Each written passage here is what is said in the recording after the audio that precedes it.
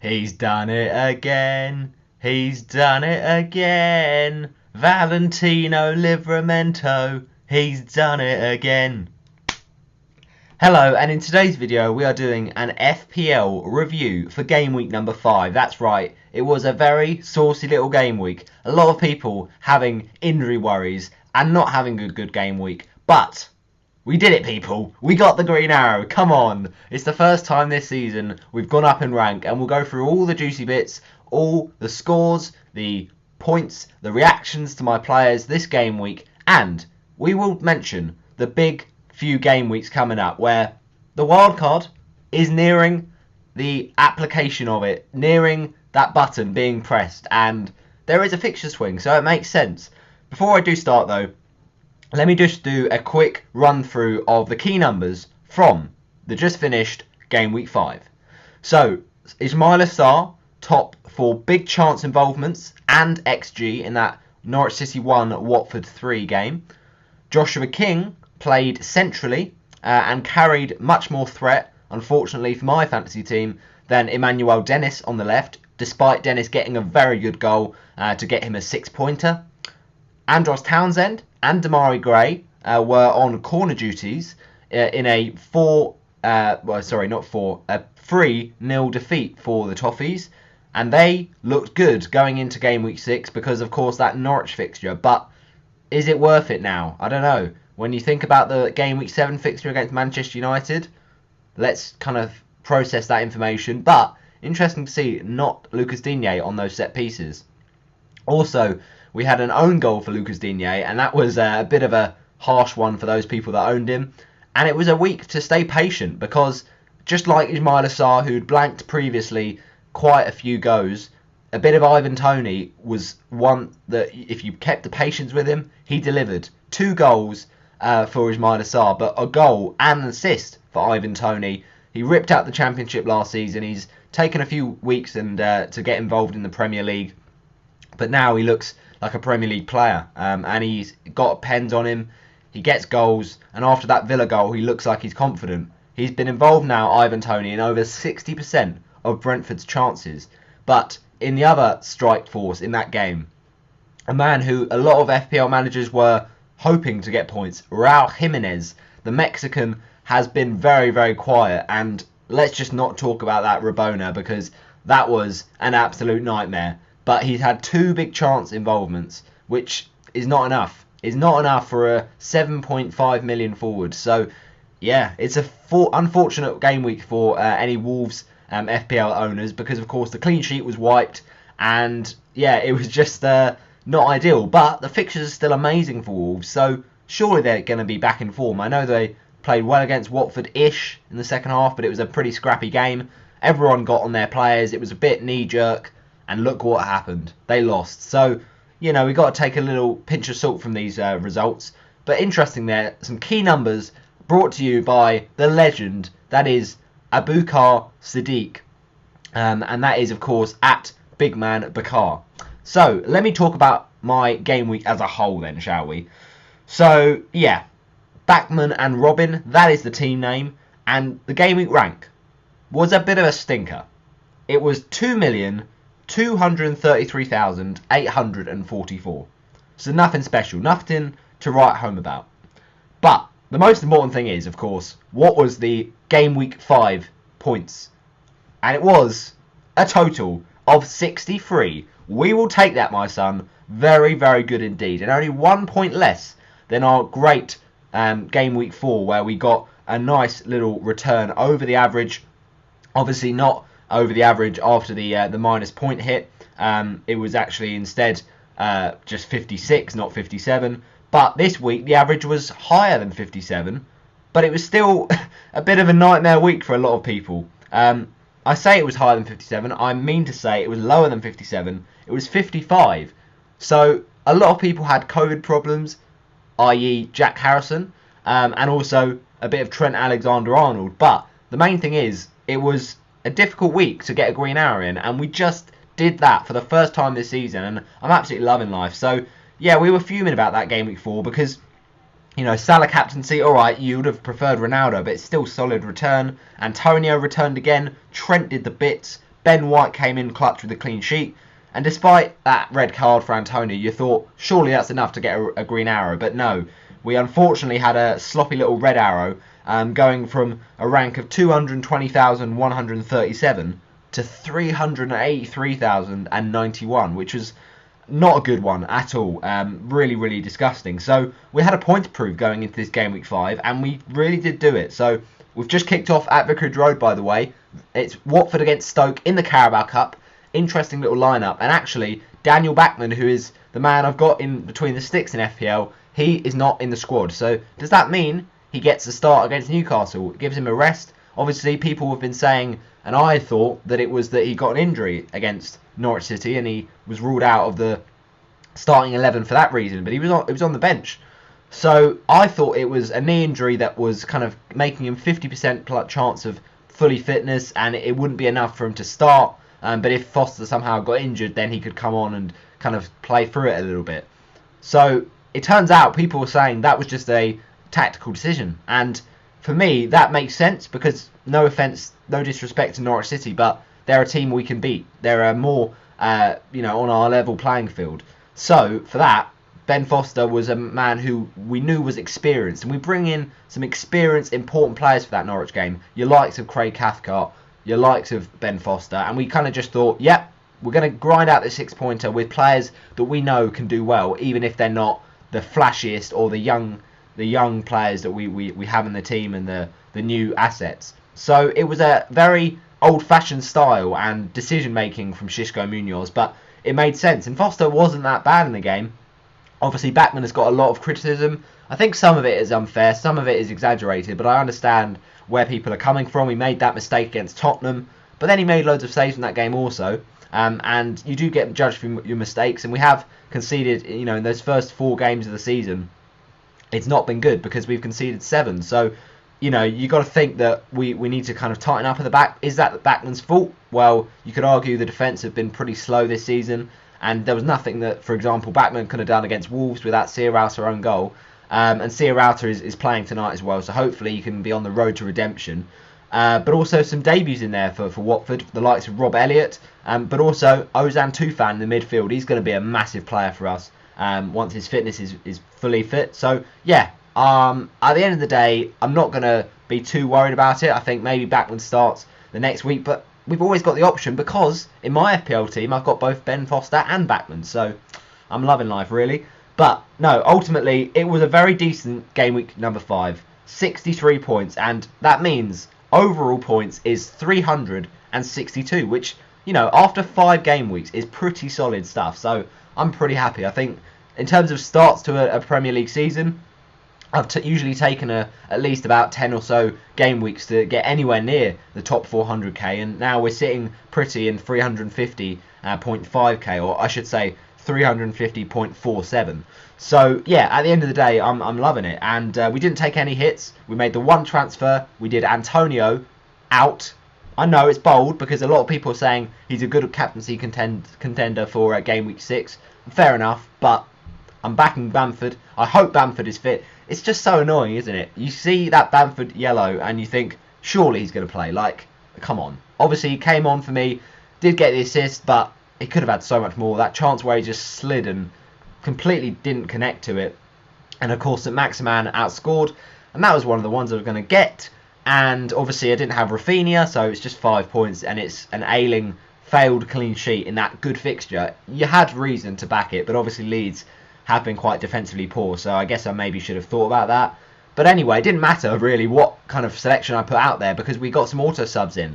So to start off with, we had Bachmann in goal. Well, that didn't happen because Foster played, but Foster did fairly well. I'm not too worried about it. 3 points. Obviously, he won a clean sheet against Norwich, but he made 4 saves. He got 2 points for playing. We'll take it, and got the additional point there. He did make a really good save in the second half, especially. I think it was Norman with the shot or someone, or Vrancic. No, Vrancic plays for Stoke City, who we're playing tonight. I think it might have been Pookie. I'm not sure, but the point is, it was a ball pulled back and he just whipped it top right, and he kind of was punching it away really well.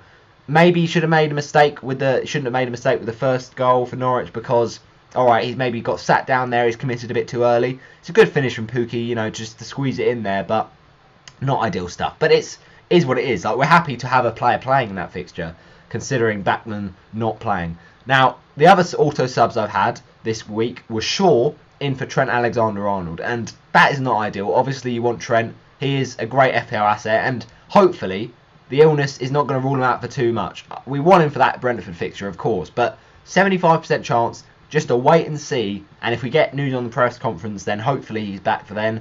But Liverpool obviously did get that clean sheet against Palace, so yeah, it's a shame. You could see him getting an attack and return there. 7.6 million still provides great value for me. And then Shaw came in for him, so 2 points. I've gained 2 points because technically, you know, Trent didn't play, but you know, Man United has just not been reliable for clean sheets, and you know, Shaw nearly bottled it for West Ham in that game. For Man United against West Ham, giving away the penalty. Of course, Mark Noble, what is he doing? Like, don't bring on a player with no warm up and take him penalty. It's just going to be, you know, written in the stars to fail it, and a recipe for disaster. So yeah, it's a shame with Shaw. He's not had the attacking threat we want, but he's a hold for one more week, I think. Villa at home. Ayling, 2 points, as I mentioned. Leeds, no clean sheet. St Maximan, I was going to get him in, and he takes away from Ayling's clean sheet. And obviously I knew that he was going to move to that centre-back role with Leeds' defensive injuries, but it wasn't about the attack and return. It was about the clean sheet chance. And I just thought, with Wilson out injured, but didn't happen. It is what it is. And then he gets off, just to add insult to injury, gets subbed off injured on 88 minutes. So, yeah, not good, basically. I think he's probably going to miss the West Ham game. But would I have played him for that anyway? Probably not. It's not ideal. Anyway, Ben White, he's much more positive. So, in terms of my transfers, I was looking at this the other day, and I'll go through it quickly now. I've looked at my transfers across this season so far. So, we've made a total of 7 transfers, and of those 7, we have got 3 victories, we have got 3 defeats, and 1 draw. And what I mean by that is how effective it's been. So the player I've been taking out compared to the player I've been bringing in, have they got more points over that period, and has it benefited my team over that period? So, for example, Game Week 3, first transfer, Livramento in for Tsimikas. Overall, it's a win because he's more nailed. Alright, Southampton aren't a team that usually keeps clean sheets, but you know, they've been really good defensively recently. And also, you've got to say that he's got more points than Tsimikas, but obviously Tsimikas did play last week, got 5 points. So it's a shame, but you know, we still have got more points out of Livramento. It's just the gutting thing is, despite him getting 6 points more and also getting an extra clean sheet in that time, we haven't actually got the benefit of it. The first time we had him, we gained nothing because it was the same score from both of them, 1 point, because Tsimikas came on in the last few minutes of the Chelsea game, and Livramento did nothing against Newcastle, unfortunately. It was just a bit like the Ayling show this week, nothing against Newcastle. And then the next week, of course, we bench him when he gets a 6-pointer, compared to the 0 points that Tsimikas got. So it's overall a win, because obviously you've kind of got more points in your team, but you're not actually contributing. And finally, game week number 5, we gained nothing because Tsimikas got the same as Livramento, which was 5 points, a clean sheet and a yellow card. So it's not ideal, really. It's not to say that's probably an overall loss in that one, but when you kind of put it all together, it's a mixed bag. But then moving on to that, it was a massive L, the second transfer, and that was Jack Grealish, because he came in game week number 3. We targeted that Arsenal fixture because of how leaky they were at the start of the season, and in a 5-0 win, he got 1 assist.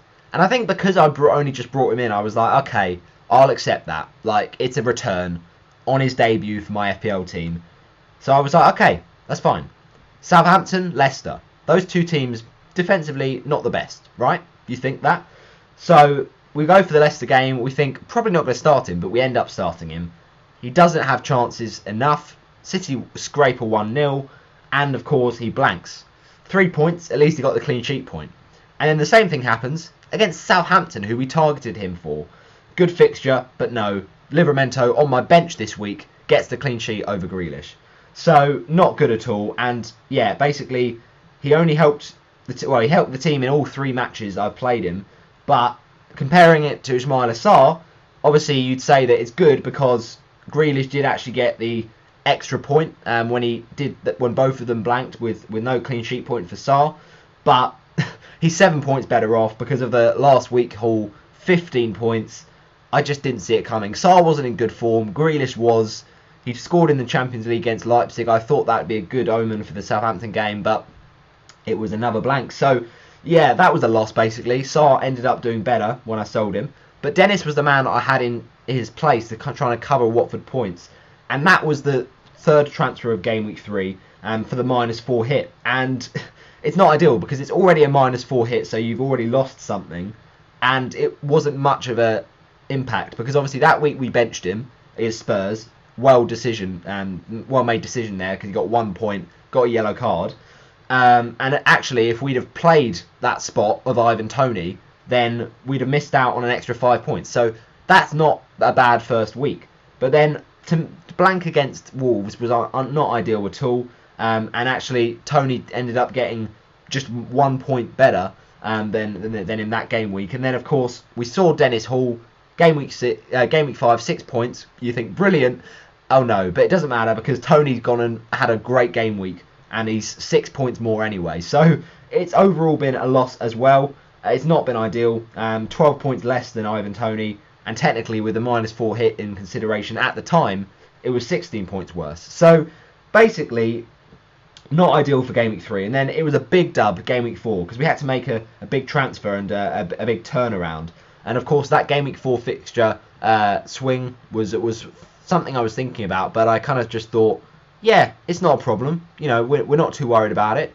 I think we'll go with the flow. And we brought in Ben White. And it was a big dub because he got himself 5 points in that first fixture against Norwich City. And you're like, okay, we'll take that. And then 7 points against Burnley. Whereas his replacement, Ryan Bertrand, got 2 points against Manchester City. And then 1 point against Brighton for conceding 2. So I'm absolutely loving that. That was a great transfer. Obviously, we needed to pick a defence that was going to keep 2 clean sheets in a row. We did just that. We didn't go on the Wolves one because, of course, they were inconsistent. We didn't go for Tottenham because they conceded in both. And also, we didn't even go for someone like Man City because, obviously, Man City defensively have been quite good, but I couldn't really afford any of their defenders. And I kind of thought, yeah, go for a Chelsea player. But actually, you know, you got to think about their fixtures better. And I considered Shane Duffy, I'll be honest. But then you saw Brighton concede against Leicester. And, yeah, it just made sense, really. So I was actually really happy with that. And at the end of the day, Ben White did the job. So it's really good to see that. Also, Game Week 4, it was a bit of a fat L I had to take because as part of the -4 hit, we brought in a bit of Jota. And, of course, he's stinking out my team. He got 5 points less than the first game week. And then the next game week after that, you think, come on, Fernandes, just don't do anything. He doesn't. 2 points. So at least we got the clean sheet point over Fernandes that week. But Jota, I thought he was going to have so much better of an impact. So it's really unfortunate. And when you think about it, technically, it's actually -8 point difference because we did the -4. Okay, then there's a difference of 5 for the first week. We got 5 worse points because Fernandes got that annoying little goal against Newcastle. And then Game Week 4, alright, we get better than that, but it's still -8 because of the -4. So it's not a good transfer, basically. Then the last one of Game Week 4, we kind of thought, let's go for it. Come on, let's get this right now. And it was Ronaldo. When you bring in Ronaldo, you're always going to get it right. A massive W. And despite that being part of my -4, as the -8 hit with another -4, we got a massive increase because 13 points was brilliant from Ronaldo. 7 better in that game week because of the fact it was a -4 hit. And also you've got to think about the fact that obviously 5 points for Ings isn't ideal in that fixture against Everton, but Ronaldo still got 6. So that was a win-win situation. And finally, we had that transfer. Antonio out, Bamford in. It was a win this game week, 5 points to none. But it might not be long term because Antonio is back in town and Bamford has a slight niggle, has a slight injury. Not exactly ideal. So that's a nice little review of my transfer successes so far. It's been a mixed bag for some, but mainly, we've got to say, it's been decent because we have got 3 wins, 3 losses, and 1 draw. So the next transfer we make could be pivotal. But let me talk about the team more in depth, really, for game week number 5. And I was loving it because, obviously, you don't want to see the defence doing that badly. But Ben White made up for it. A bonus point against Burnley. You love to see that. Obviously, he did give away the mistake that nearly led to the goal for Burnley from the penalty with Vidra getting taken down by Ramsdale. But, yeah, I will take it. Like, it wasn't given, and he got the clean sheet. Lovely stuff. So I'm really happy with Ben White right now. Midfield. Midfield was awful other than Mohamed Salah, who still is the FPL king. So Jota, 3 points. How did he miss that chance in that Palace game? I just don't believe it. He has just been an absolute flop. And of course, Firmino is now going to come back soon, so we might not even keep him for Brentford. He's just in that bad form right now. Anyway, Salah, 24 points. Thank you very much. Captaincy, love that. Absolutely brilliant. A goal and an assist. So 8 points there. And then, of course, the 2 bonus points. But he could have got 3 if it wasn't for that pesky yellow card. Why'd he do that? There's no need for it. But I'm obviously loving that. 12 points from a captain is very, very good. Greenwood, 2 points. That's the first time he's blanked. So we're not going to, be too critical for him. Obviously got subbed off. Now I'm starting to get worried about the Champions League and, Lingard playing more and Pogba and Sancho. But he still, will get a few more minutes, hopefully, alongside Ronaldo. Relish, 3 points. Really disappointing. As I said, that Southampton game was what we were aiming for. And he was just shut out in that one. Dennis, 6 points. Now this is what we love to see. He got the goal. I had the faith in him and he repaid it. And hopefully he can do it again against Newcastle to make up for the fact I went with Sarr getting sold over him.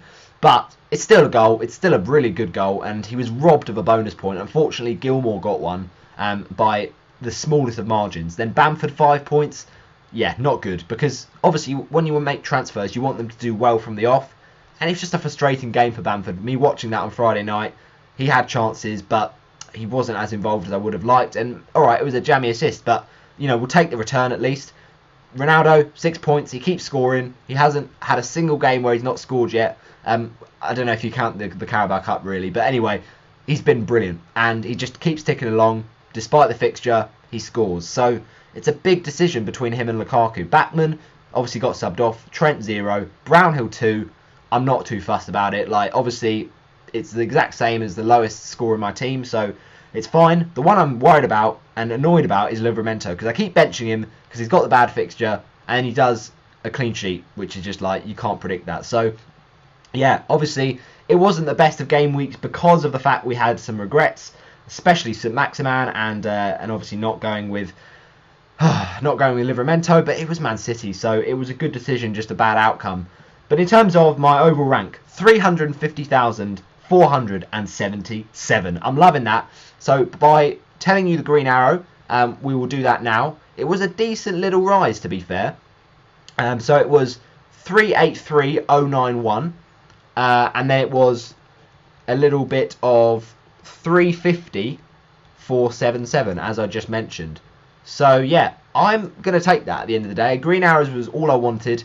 32,614 rise for me this week after a rank of a solid enough 383k. But getting to that 350k is what we love to see, and now we need to push towards that 200k, that 100k, and maybe my target at the start of the season, 30k. It could still happen. You never know. Got to keep believing. But obviously we want to get some more green arrows. We want to show a bit of momentum. And the wild card will help us do that 100%. So, yeah, pretty happy with this game week, to be fair. And that is where I'm going to end things for this video. Hope you have enjoyed. Obviously, I will talk about my preview for game week number 6 in due course. But you got to love a little bit of, Salvador Sobral, winner of Eurovision. Just saying. No, Salvador Sobral. Yeah, I don't know what I'm on about. But the point is, good game week. I'm loving that. And what do we do for game week 6?